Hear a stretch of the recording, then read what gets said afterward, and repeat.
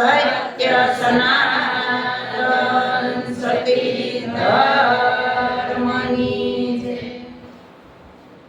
આજે ખેની પરિવારે આપ બધાય સંતોને એકત્રિત કરી અરસ પરસ દર્શન દીદાર કરાવ્યા। કારણ કે નામ તો બધાએ આપી દીધા, વારે વારે આપવા પડે અને ઓળખાણ કરાવી દીધી, એટલા માટે દર્શન દીદાર કરાવ્યા છે। કારણ આ સંતોના દર્શન કરવા બહુ દુર્લભ છે અને સંતોના દર્શન આજ આપણને બધાયના એક સાથે થયા છે। તો હમણે બેને ભજન ગાયું, હંસા ગઈ હતી ગુરુજીના દેશમાં। હવે ગુરુજીનો દેશ કયો? ગુરુજીનો દેશ જાણવા પડે કે ગુરુજીનો દેશ કયો છે। ગુરુજીનો દેશ એટલે નિરાંતનો દેશ। નિરાંત કહેવાય કોને? નિરાંત એટલે અનુભવનો દેશ। નિરાંત એટલે એક શાંતિનો દેશ। આ શાંતિનો દેશ છે, અનુભવનો દેશ છે। અને સુરતા ગઈ હતી ગુરુજીના દેશમાં। ગુરુ મહારાજનો દેશ એટલે એક અનુભવનો દેશ છે હો। તો અનુભવી આનો ઉપદેશ સમજો તો સમજાશે, આવરણ નહીં આવે લેશ અને આત્મા ઓળખાશે। હવે આત્માની ઓળખાણ થાય ક્યારે? કે અનુભવ આપણને થાય ત્યારે, જ્યારે સદગુરુ મહારાજના શરણે જઈ ઉપદેશ લઈ ત્યારે આપણને અનુભવ થાય, ત્યારે આત્માની ઓળખાણ થાય। આત્મા આત્મા તો બધાય કરે, પણ આત્મ કેવો કોને? કારણ કે એ આત્મા આપણી ભેગો છે, છતાંય આપણને એની ખબર નથી। એટલે મીરાબાઈને કહેવું પડ્યું કે આત્માને ઓળખ્યા વિના લક્ષો રાશિ ફેરા નહીં મટે, ભ્રમણાને ભાંગ્યા વિના ભવના ફેરા નહીં ટળે। એ આત્મા આપણી ભેગો હોવા છતાં આપણે ખરેખર આત્માને ઓળખતા નથી। તો આત્માની ઓળખાણ કઈ રીતે થાય? જેમ ગંગા સતીએ કીધું એમ કે તન મન ધન ગુરુજીને અર્પે પાનબાઈ, ધનરે નિજારી નરને નાય। સદગુરુ મહારાજના શરણે જઈ ખરા અર્થમાં તન મન અને ધન આપવું પડે। કારણ કે પૈસા ટકાએ કામ થતું નથી। ગુરુ મહારાજને કોઈ પૈસાની જરૂર નથી, કારણ કે ગુરુ મહારાજના શરણે જઈ તન મન ધન કુરબાન કરવા પડે। સંતને સંતપણા મનવા નથી મફતમાં મળતા, એના મૂળ ચૂકવવા પડતા। આવું મૂળ ચૂક્યું છે તન મન અને ધનનું, ત્યારે આપણને આ વાત જાણવા મળે છે। ત્યાં સુધી આ જાણવા મળતી નથી। તો આ અનુભવનો આ દેશ છે, એટલે ત્યાં સ્વયંવર રસાય ગુરુ મહારાજના દેશમાં હો। જેમ બેન અને દીકરી અને દીકરાના લગ્ન થાય અને ગોર મહારાજ લગ્ન કરાવે, એવી રીતે ગુરુ મહારાજના દેશમાં સુરતા અને શબ્દના લગ્ન થાય અને ગુરુ મહારાજ લગ્ન કરાવે। કારણ કે ગુરુ મહારાજ છે વિદેહી છે। આ વિદેહી દેહના લગ્ન તો દેહી કરાવે, પણ વિદેહી સુરતાને વરાવે। ગુરુ મહારાજ એક વિદેહી છે અને આ બધાને સુરતાના શબ્દના લગ્ન કરાવી બધાને વિદેહી બનાવી દીધા। જો આ બધા વિદેહી છે। જેમ જનક એક વિદેહી હતા, એવી રીતે ગુરુ મહારાજે બધાને વિદેહી કરી દીધા છે।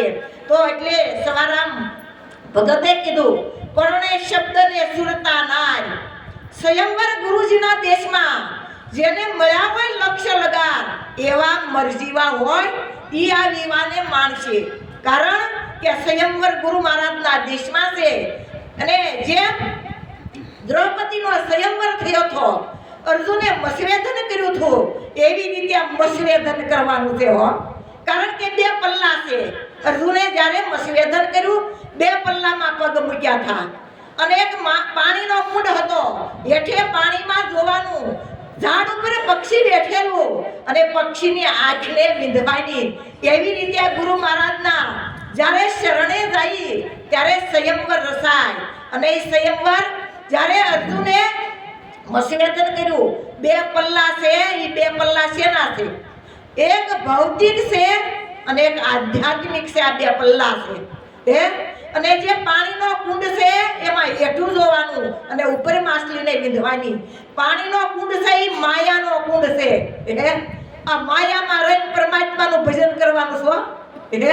કે ઘર બાર છોડવાના ગુરુ મહારાજે નથી કીધું, કોઈ બાળ બચ્ચા છોડવાના નથી કીધું, કોઈ કામ ધંધો છોડવાનું કાંઈ નથી. આમાં બધા પરિવારમાં સંયુક્ત રહી અને પરમાત્માનું ભજન કરવાનું કીધું છે. આને પસવેદન. પછી અર્જુનને કીધું શું દેખાય? મને કાંઈ નથી દેખાતું. ઝાડ નો દેખાય, પાંદડા નો દેખાય, પક્ષી નો દેખાય. એક પક્ષીની આંખ દેખાય છે. ત્યારે પસવેદન થાય. ત્યાં સુધી થાય નહીં. તો પક્ષીની આંખ છે એ શું છે? એ સુરતા છે. અને બાણ છે એ શબ્દ છે. શબ્દ વેધી બાણ જાય એ સુરતા વિંધાઈ જાય છે. અને સુરતા ને શબ્દ તો એક થઈ જાય છે. ત્યાં સુધી થાય નહીં. એટલે કીધું સ્વયંવર ગુરુ મહારાજના દેશમાં જેને મળ્યા હોય લક્ષ્ય લગાર એવા મરજીવા યુવાને માણસે. જેને આ લક્ષ્ય મળ્યું હોય, આ લક્ષ્ય લગાર મળ્યું છે, એવા કોઈ મરજીવા હોય ઈ આ વિવાને માણે. બાકી બધા કોઈ માણી શકતા નથી. એટલે આ મરીને જીવતા થવું પડે હો ગુરુ મહારાજના દેશમાં. મરીને જીવતા કર્યા ગુરુ મહારાજે. જો આ બધા મરજીવા છે. ગુરુ મહારાજના શરણે જઈને મરી ગયા, પાછા ગુરુ મહારાજે જીવતા કર્યા. એને નિરાંત મહારાજે કીધું મરીને જીવે એનો દેશ એવો જાણવો, નામ સમાન નહીં નાણો. નિરાંત સંતો કામ જેનું કહીએ લાશને તે જોતું દુજાણું. આનંદ અતિ સુગરાનું સુખ શું વખાણું. આ બધાય સુગરા છે. કેવા છે? સુગરા. જેને સદગુરુ મહારાજના શરણે જઈ અને સદગુરુ મહારાજના ઘરમાં જેની સ્થૂળતા કાયમ હોવાની છે એને ખરેખર સુગરા કહેવાય. તો આ બધા બેઠા એ સુગરા છે. કોઈને નુગરા કહેવાય નહીં. એટલા માટે કીધું લગ્નીના લગ્ન બંધાવ્યા. મોકલા પંડિત પૂર્ણાનંદ સતના રસ્તે થઈને ચાલ્યા. એવા એકાએકી અસંગ સ્વયંવર ગુરુજીના દેશમાં. હવે લગ્ન કેવા બંધાવ્યા? લગ્નીના. લગ્ની હોવી જોઈએ. એમને મેળ આવે નહીં. આવ્યા તો આપણે લગ્ની હોય અમારે જવાનું છે એમ તઈ જવાય. ત્યાં બધી જવાય નહીં. આ લગ્નીના લગ્ન બંધાવ્યા. એની લગ્ની પરમાત્મા હારે જેની પ્રાપ્તિ કરવાની લગ્ની હોય, જેની તલપ હોય, જેની સખના હોય, જેને ઈશ્વર મેળવવાની એવી તાલાવેલી હોય, આવા લગ્નીના લગ્ન બંધાવ્યા. કેવા બંધાવ્યા? આવા લગ્નીના લગ્ન બંધાવ્યા. ગાંઠ વાળી દીધી હો. મારે પરમાત્માને મળવું છે, મારે ઈશ્વરને ઓળખવો છે, ઈશ્વર મારી ભેગો છે છતાંય મને ખબર નથી. આને મારે ઓળખવો છે. આવી લગ્નીની ગાંઠ વાળી દીધી. લગ્નીના લગ્ન બંધાવ્યા. બેકલ્યા પંડિત પૂર્ણાનંદ. હવે આ પંડિત પૂર્ણાનંદ છે કોણ? ક્યાં નીકળ્યા લગ્નને? બે કરવા જોઈ ક્યાં? એવા સદગુરુ મહારાજના કાને વાત નાખી. સદગુરુ મહારાજ છે પૂર્ણાનંદ છે. કેવા છે? એના કાને વાત નાખી. બે પાંચ ભક્તો તૈયાર થયા છે. આને ઉદ્દેશ કરવો છે, આને તાલાવેલી છે, આની ઈચ્છા છે પરમાત્માના પદને જાણવાની. આવા મોકલ્યા પંડિત પૂર્ણાનંદ. પણ હાલ્યા ક્યાં? આ સતના રસ્તે થી ચાલ્યા. ક્યાં હાલ્યા? સતના રસ્તે થી ચાલ્યા. એવા એકાએકી અસંગ. હવે હાલવું ક્યાં પડે? સત્યના રસ્તે હો. સત્યના રસ્તે ગુરુ મહારાજે એક સત્યની રાહ બતાવી. શેની બતાવી? સત્યની રાહ બતાવી છે. આ સત્યના રસ્તે બધા હાલ્યા છે. એકાએકી અસંગ. હવે બધા એક છે બે છે? કયો કેટલા કહેવાય? અમે આ એક જ સાહેબ બેઠા બધા એક જ છે હો, બીજો નથી. આવા એકાએકી અસંગ સ્વયંવર ગુરુ મહારાજ દેશમાં. હવે અસંગ પાછા આ દેહને કોઈનો સંગ ખરો? અને તમારે દેહને આ પરમાત્માનો સંગ લેવો પડ્યો. તમારે કોઈનો સંગ કરો? તમારે કોઈનો સંગ નહીં હો. અમારા ઘણી વખત વાત કરતા અસંગી છે. એને કોઈનો સંગ હોતો એવો એક જ છે. એ અસંગી છે. એને કોઈનો સંગ નથી. આત્માન કોઈનો સંગ. આપણે આત્માન સંગ કરવો પડે તો આ ટકે, નકર ટકે. આ એકાએકી અસંગ. આ સતને રસ્તેથી ચાલ્યા. એકાએકી આવો અસંગ પરમાત્મા છે. એની ઓળખાણ ગુરુ મહારાજે કરાવી છે. પણ કોઈની ક્યાં કરાવી? પોતાના ભેગી. ક્યાં કરાવી? પોતાના ભેગી કરાવી. ક્યાં પાંચ તત્વના દેહની અંદર હું કોણ છું?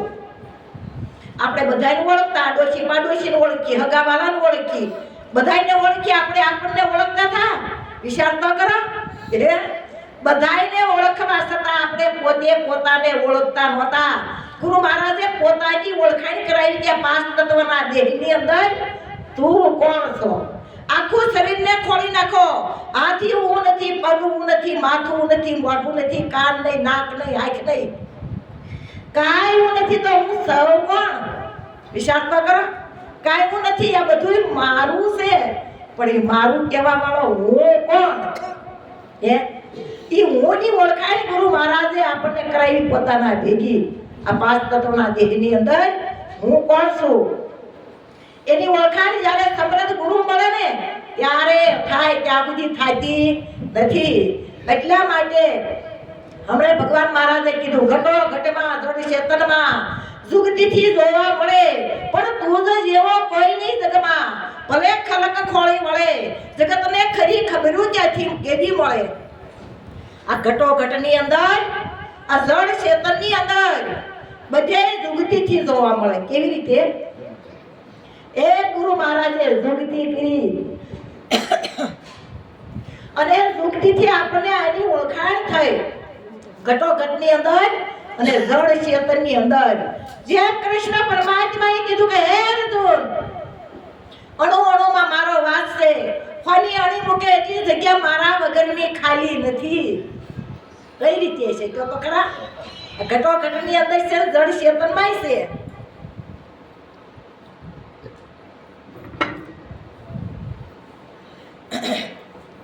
તું જેવો કોઈ નહીં જગમાં, ભલે ખલક ખોળી વળે, જગતને ખરી ખબર કેદી મળે. આ તું જેવો કોઈ આ જગતની અંદર નથી. ખૂણે ખૂણે જોયા વધાવ. આ એક બીબા જેવું બીજું બીબું લાવી દો. એક બીબા જેવું બીજું કે બીબું તમને નહીં મળે. ખલક બધાયા ખલકા ખોળી વળો. બીજું બીબું કોઈને જોવા મળશે નહીં. આવી જગતને ખરી ખબર કેદી મળે કે દેવ મારો આ દેહ દેવળમાં મળે. દેહ જેવું કોઈ દેવળ નથી, આત્મા જેવો કોઈ દેવ નથી. ઈ આપણને ઈ આત્માની આ દેહમાં ઓળખાણ કરાવી છે. આપણે ગમે એટલા દેવળે ગયા પરમાત્માના દર્શન કરવા, પણ આપણને ક્યાંય પરમાત્માના દર્શન થયા નહીં. કારણ કે ગુરુ મહારાજના શરણે ગયા. ગુરુ મહારાજે દેહ દેવળની અંદર તરત પરમાત્માના 3.5 કલાકમાં પાછા વારે નહીં ગાય, કોઈ વાયદો નહીં. 3.5 કલાકની અંદર પરમાત્માના દર્શન છે. પરમાત્માને આપણે ગોતતા થા. પરમાત્માને ગોતવા માટે કેટલી મહેનત કરી, જપ કરી, તપ કરી, તીરથ કરી, વ્રત કરી, હોમ કરી, હવન કરી, દુનિયાભરની દેવ દેવીની આરાધના કરી, શંકરને કમળ પૂજા કરી. બધું કરવા છતાં પરમાત્માની પ્રાપ્તિ થતી નહોતી. કારણ કે પરમાત્મા ક્યાંય બારો નથી, આપણી ભેગો છે ને આપણે ગોતતી બહાર. કારણ કે આ બધું જાંજવાના જળ જેવું છે. જાંજવાનો જળ બળતા હોય, ઉનાળાનો સમય હોય અને મૃગલાને તરસ લાગી હોય અને પાછળ દોડી અને ફીણ આવી જાય, ભટકી ભટકીને મરી જાય, કોઈ જાંજવાનું જળ મળતું નથી. એવી રીતે પરમાત્માને ગોતવા આપણે ગમે એટલી મહેનત કરશું, ભટકી ભટકી જ્યારે કોઈ ફીણ આવી જાય તોય પરમાત્માના દર્શન થશે નહીં. પરમાત્માના દર્શન સદગુરુ મહારાજના શરણે જવાથી પરમાત્માની ઓળખાણ થાય છે, ત્યાં સુધી થતી નથી. એટલા માટે કીધું પરમાત્મા કેવો છે? પરમાત્મા છે નિરંજન છે, નિરાકાર છે. એને ઓળખવો હોય તો સદગુરુ મહારાજના શરણે જાય, એનો અનુભવ થાય. કેવો થાય? એટલે અનુભવી આનો ઉપદેશ. એનો અનુભવ ગુરુ મહારાજ કરાવે.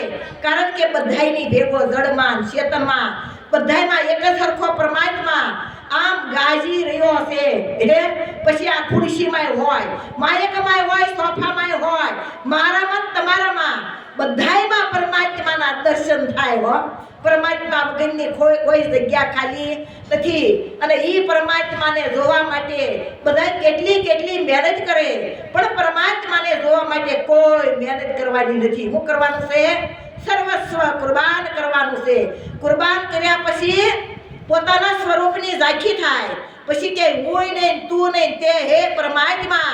મને ગુરુ મહારાજે કેવી મહેર કરી, પરમાત્માના દર્શન જ્યાં જો ત્યાં મને પરમાત્મા સિવાય પછી બીજું કઈ દેખાતું નથી, કારણ કે આ તો પરમાત્માના દર્શન શેનાથી થાય? ગુરુ મહારાજ દિવ્ય દ્રષ્ટિ આપે ત્યારે હો, સાંભળેની આંખે થાય નહીં. એટલે કીધું શ્રમ દ્રષ્ટિ વાળા દેહને ઓળખે, આત્મ દ્રષ્ટિએ હરિયા અવતારી પુરુષને કોઈ ન ઓળખે.